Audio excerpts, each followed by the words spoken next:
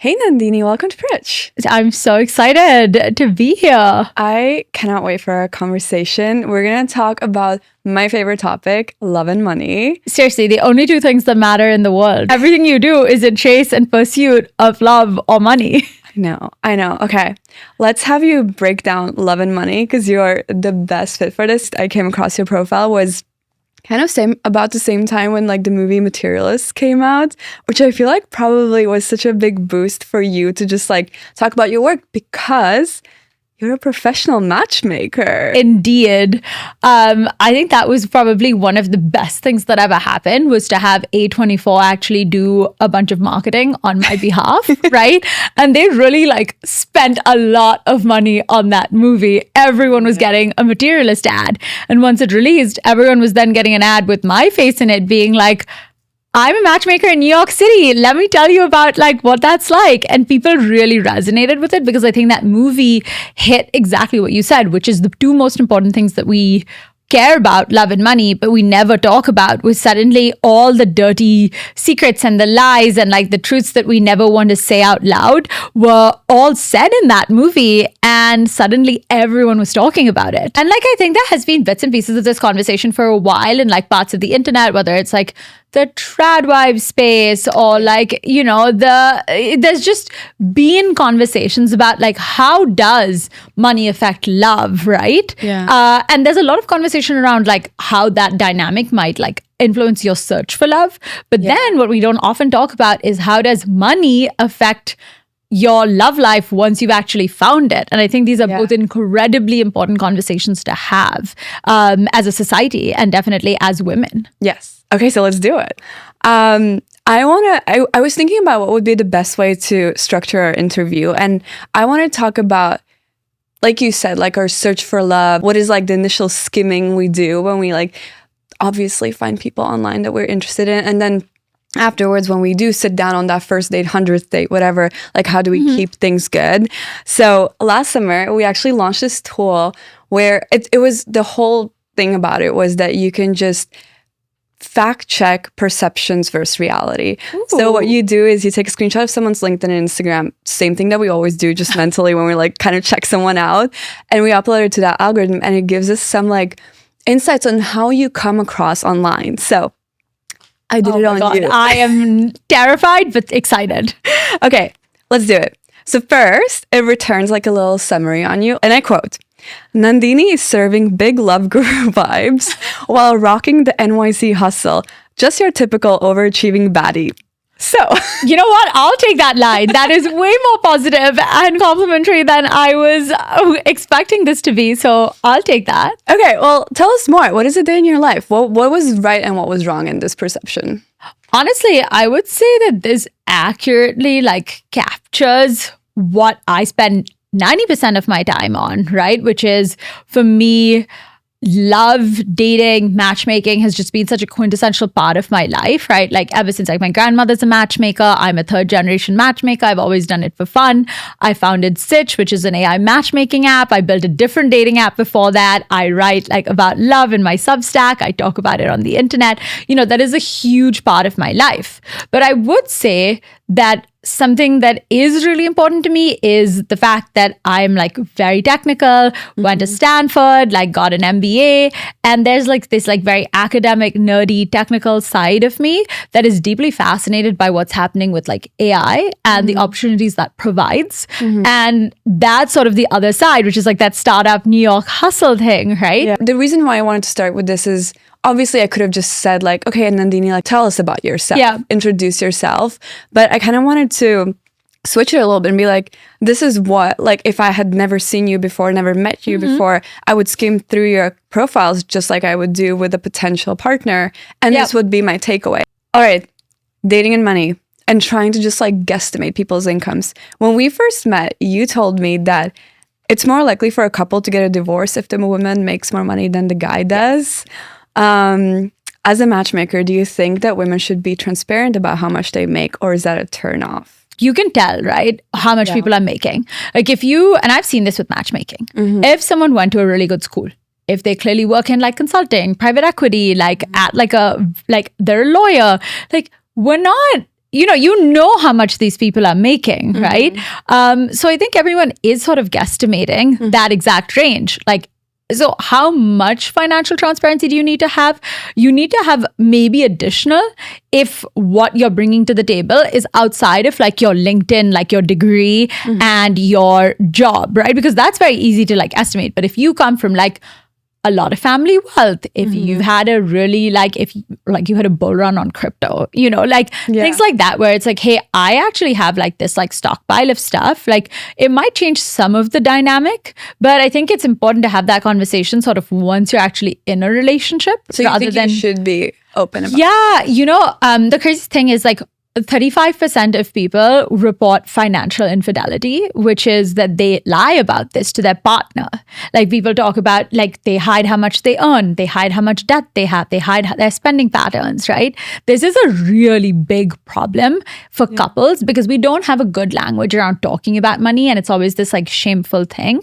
But that's really, really detrimental. So I think it makes sense. Like if you're someone who's a high net worth person, you have high earning potential, it's better to have an upfront conversation with a potential partner, because I can promise you that's going to be more advisable to you trying to like hide it. Right. I don't know if you remember that scene in Crazy Rich Asians where she like is shopping and she comes back and she's always like hiding the stuff. Right. You don't want to spend your entire life trying to hide away the good parts, which is like what the benefits money can buy you. So better to have the conversation up front.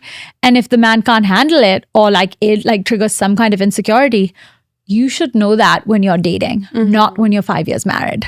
Right. I mean, do you think it can work to seriously date people from a very different socioeconomic background? Well, men have been doing it forever, right? True. True. But I feel like it goes kind of hand in hand. It's such a funny, like, even when I was prepping these questions, I was like, this is kind of dumb, right? Because like it feels strange to ask that because we've grown, you like, it's funny because you see apps like Fly Me Out, right? Which are like, in some ways, literally this. So it's like, here's a man who has a significantly higher socioeconomic banding than this woman.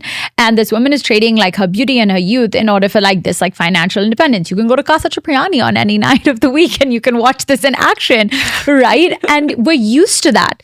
I wouldn't say we turn a blind eye towards it, but we're like, oh, we get it. Here's like a big socioeconomic gap. Here's a big age gap. Sometimes like these two go together hand in hand.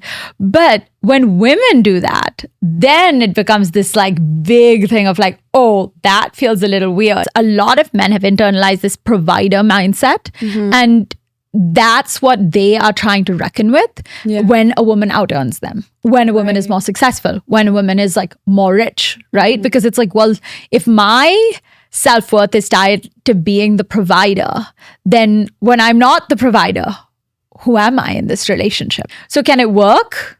Sure, anything can work, but it requires upfront communication and honesty. And each relationship needs to determine like what are the things that matter, like what are the things that make me feel secure and comfortable and that I'm looking for in a relationship. Right. Something I also wanted to talk about is that I think in general, also in New York City, like you just said, you were like, you can go out to Cipriani and you can see this in person, is that like there is a lot of focus to try to find a partner that's wealthy. And I wonder, like, for you as a matchmaker, like, what's your take on that? So I think this, again, depends on what people are looking for. I think there's a class of people for whom, like, you do, ultimately, marriage oftentimes is about, like, socioeconomic parity, right? Like, we marry within, like, our socioeconomic and educational banding. You will, like, obviously, if you a woman who's well educated and like successful is going to marry laterally on the same level or up. And the more well-off women get, the more they're looking for men in that tier. But now, say you're not in that category, right? And you're someone who like maybe didn't go to a great school or doesn't have a great job or like comes from like a financially insecure environment. What you are looking like, again, because culturally, like that's what you've been told to like look for is like financial security. Right. So I don't think we can like judge people for either of those two things, right? Like, of course you want to marry someone in the same band, or of course if you don't have something, you're like, let me strive for that thing that I don't have. But I think what we could all do a lot more of is reflecting on like, what are our tendencies? What are we looking for? And then reflect on the relationships we're in and say, am I getting what I need from this? You know? Yeah. I mean, I guess like being honest with yourself and being like, you know what? all I want in my life to be content is like, I just need financial security. And if you're aware of it and you admit that to yourself, then like go out and do that thing. Now, I will say this though, that yes, I think we have this big culture around like, oh, like you marry rich. Mm-hmm. It's called a prenup though, you know, like if your goal is to just like, if your goal is to marry like someone of the same banding, this is probably not something that is going to affect you that much. Mm-hmm. But if you're marrying someone distinctly outside of your banding, remember that there's going to be stipulations on like what is yours and what is theirs and what is the combined shared asset pool, right? Yeah. And that just means that changes your relationship to them and the dependence you might have on them. So I think, again, the more we can talk about it, the more I think like women can be more empowered to make the decisions that feel right. Yeah. You know, it might still be that you're like, hey, I'm going to hope that this is love and this prenup like never has to trigger. Right. Yeah. Okay. So the next thing that we got from the algorithm is your lifestyle burn. Do you want to know what it estimates? I hope that my husband is not listening to this, but go ahead. Oh dear God. Your estimates roughly $8,000 a month, just for you. You know, like maybe not. Depends on the month, depends on like a wide variety of factors. Rent in New York's expensive. Yeah. Okay. When you are just getting to know someone, you're dating someone early days, speaking of like the lifestyle burn, like obviously it's kind of fun and quirky to like try to figure it out based on someone's socials. But what are some important things that people should pay attention to? Look, if you're a guy who's like worried that women are only interested in dating you because if you're like wealth, status, and your wallet size, right?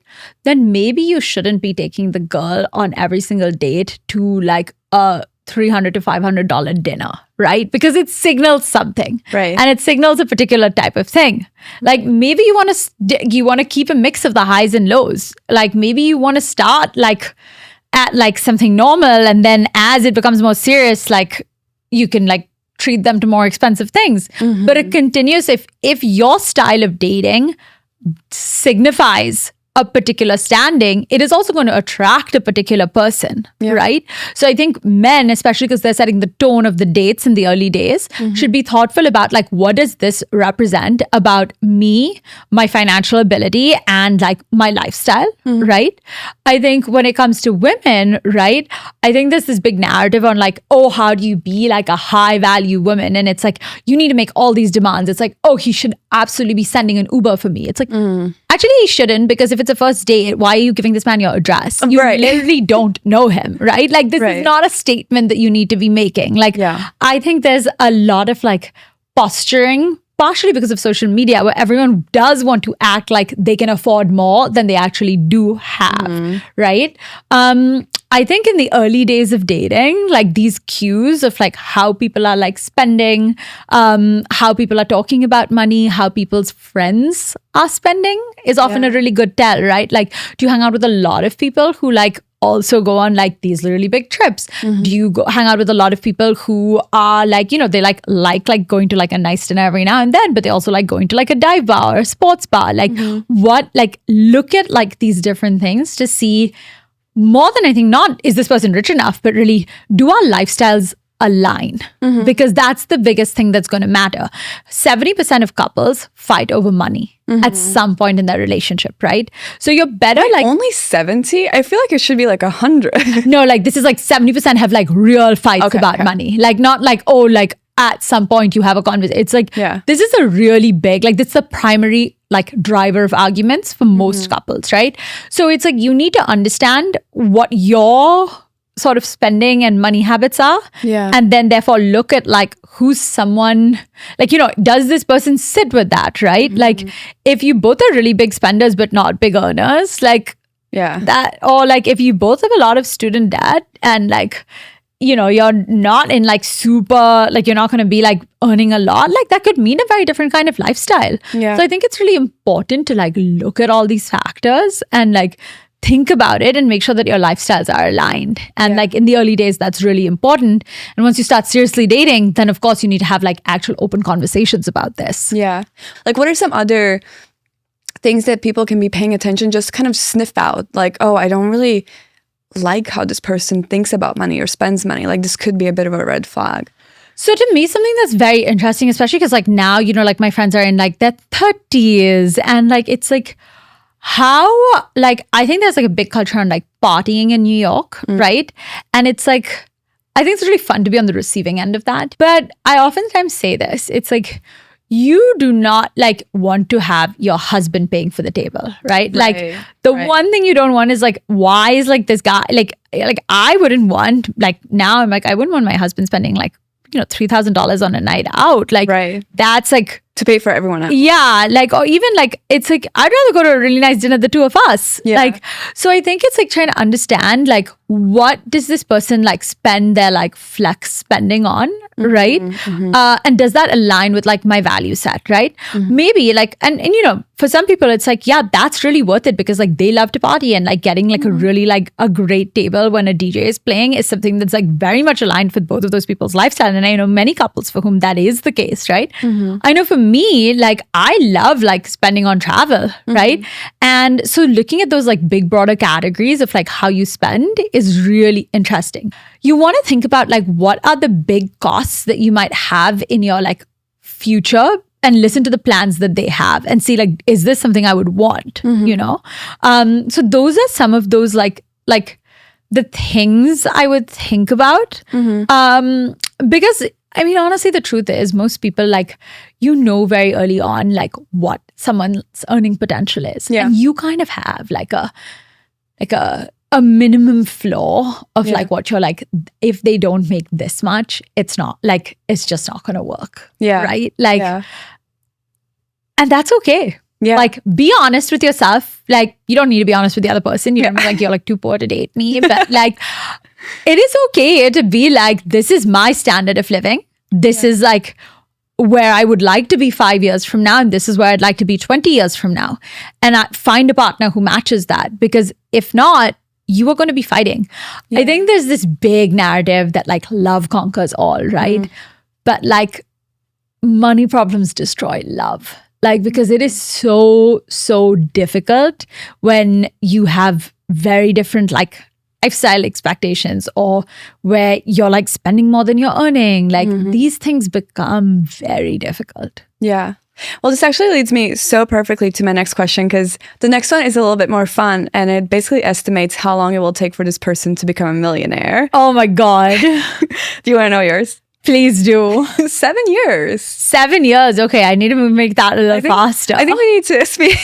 I think I need to tweak a little bit the algorithm. Like, well, it's like, or maybe I need to spend less on my lifestyle and save some more, right? I also think the saving versus spending and like people's attitudes towards that, because I also know people who are like, I just don't care about saving, you know? Like, I think there's a lot of people who are like kind of fatalistic about like the current environment and are kind of like, let's be as hedonistic as we possibly can, enjoy like whatever time we have left on this earth, like before there's like global warming, civil war, like whatever it is that you believe might like happen. And so people are just not saving at the same rates that they used to save. Versus then you have people who are like incredibly financially responsible. And like, I think these again can become big points of conflict. So like understanding like where your paychecks are going to go. Yeah, exactly. So one thing that I personally believe makes a successful long-term relationship is that you learn how to grow together. And with this like sort of like fun little like tool of like estimating how long it takes for someone to become a millionaire, like, do you think it can work if,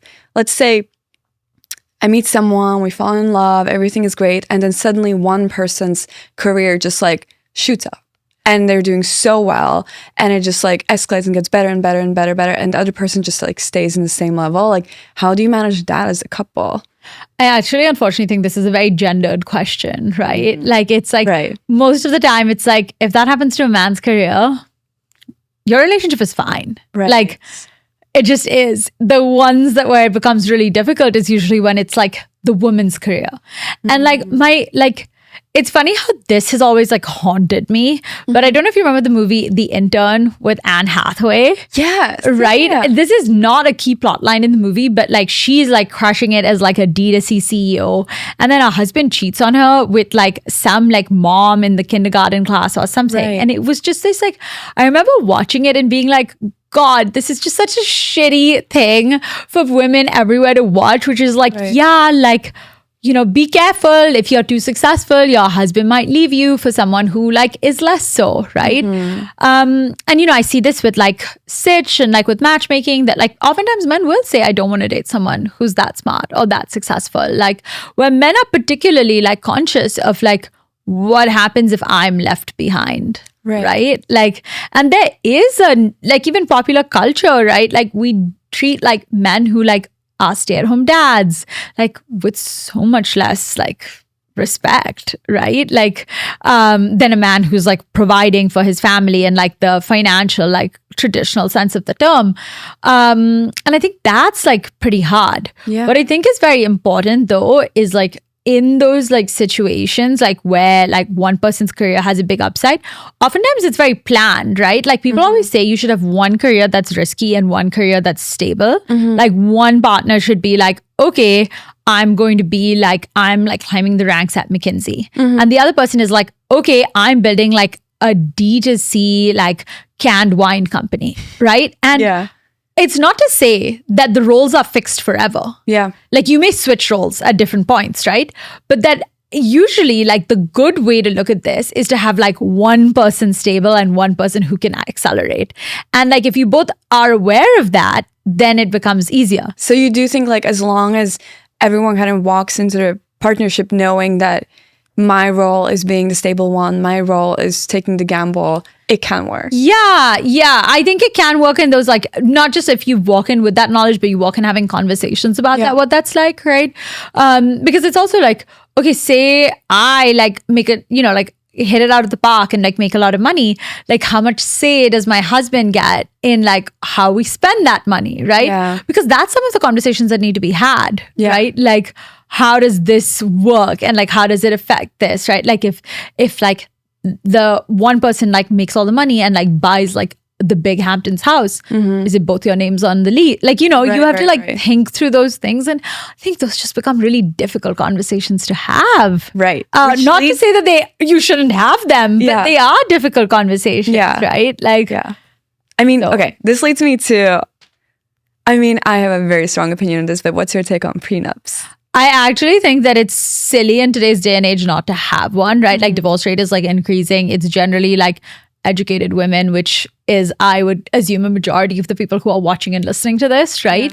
Like, you know that things are going to change. I like always like love this line where it's like, you like, you know, when things are good, that's when you should decide what will happen when things are bad, right? Like, it's like you of course you don't want to get divorced, but it's better that it's all like said and done now.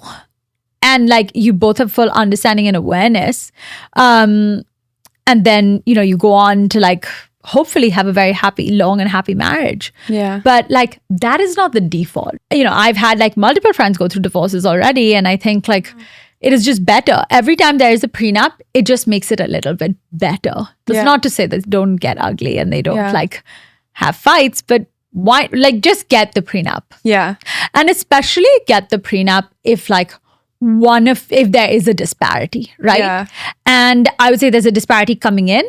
But I also think it's very advisable that if you are going to be, especially as the woman, if you know you are going to not earn, you are going to leave your job, you are going to be like at least for some years a stay-at-home mother, like it is really important that you think about these as protections to your like future, right? Because it's like, that's really difficult. If you get a divorce after you haven't been in the workplace for like 10 to 15 years, what happens? You don't know how to earn. You don't have any savings. You like, that's just really tough. Don't have any connection. Yeah. Like, and it's really hard. And I think people like, there's nothing shameful in like thinking about the future. So I definitely think everyone should get a prenup.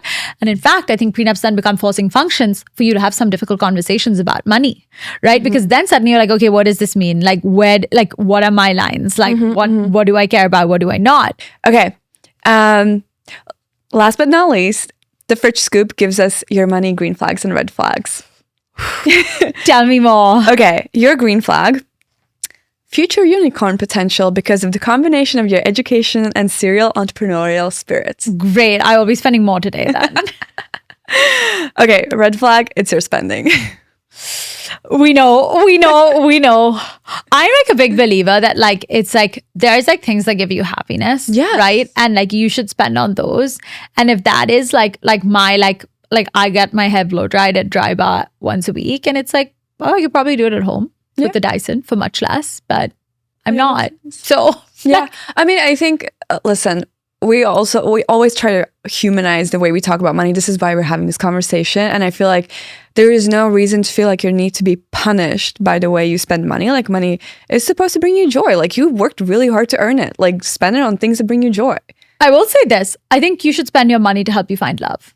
Like that is one thing that people need to talk more openly about. You spend money on like a lot of like fun, frivolous, dumb things. Yeah. But for some reason, there's this like taboo against like spending money to find love. Like I think there's just been like women are always so cagey about like, oh, I would never pay for a dating app. And it's like, okay, but you literally spent more money buying martinis last night. Like this is like a better investment of your like time. Or people are like, oh, I could never imagine going to a matchmaker. I could never imagine paying for things that would like help me in the dating market. And I'm like, that is actually the crazy take. Like the hot take to me is that you will invest in every other part of your life, but you will not invest in the part of your life that actually has like the biggest impact on everything else. Yeah. Like you should invest in, I think you should be investing in like paid subscriptions to dating apps. You should be investing in matchmakers. You should be investing in going to like singles mixers because this person is such an important thing. You should spend a lot of like time, money and energy like on that, right? Yeah. And even once you find someone, it's really important to continue to invest in love. And what I mean by that is you need to make sure that you're going on weekly date nights. You need to make sure that you are actually like going to couples therapy, not when things are bad, but actually as a preventative routine measure. Mm-hmm. And we think of like love and money so distinctly different that we almost feel like this pure idea of love is muddied by any money like coming close to it. I say the opposite. It's like you should put your money on the things that matter the most. And because love matters so much, spend your money on it. 100%. Like there's nothing else I can add to that. I'm like, guys, let's wrap up.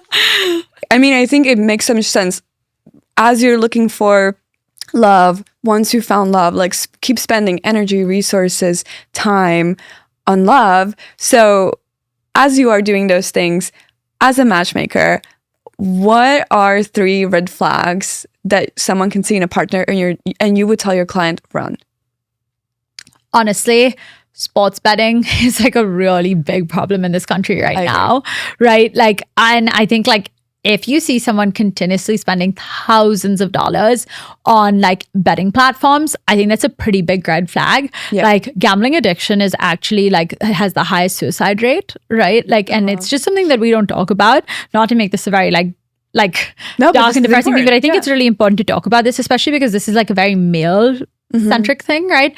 It's a lot of men who are on these platforms versus like women are not really on this platform. So I think that's something to like really look at, right? I think the second thing is like when they're like tiny lies about money in the early days, right? Like, can you give us an example? I think it's like whether it's talking about having it or not having it, or like hiding something or like something else. I think those become like, you want to start with like financial transparency, not 100% transparency, but you don't want to be lying. You don't want to be like, oh yeah, like I don't